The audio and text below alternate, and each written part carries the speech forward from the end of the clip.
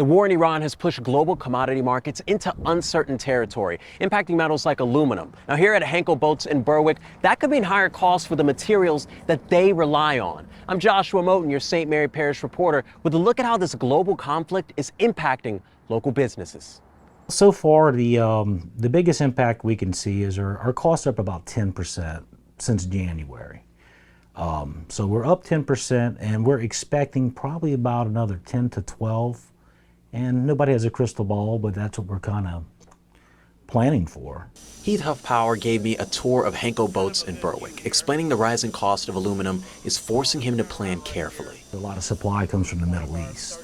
Bahrain's a major producer of aluminum, and guess where they ship from? The Strait of Hormuz, right through there.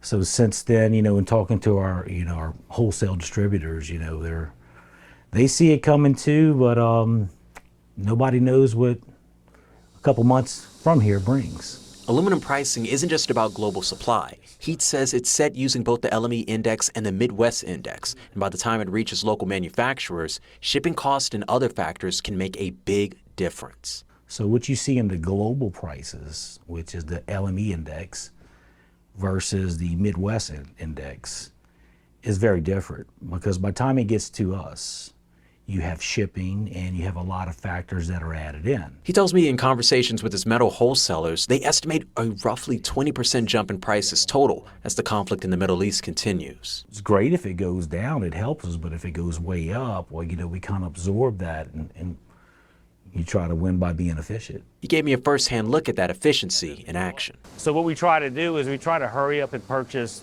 the metals and then stage them up like you've seen in the racks for all the future projects coming up. That's how we control our costs the best we can. Now, Heath tells me that while prices remain uncertain, he plans to continue to monitor aluminum cost and supply from his wholesalers while hoping for some stabilization.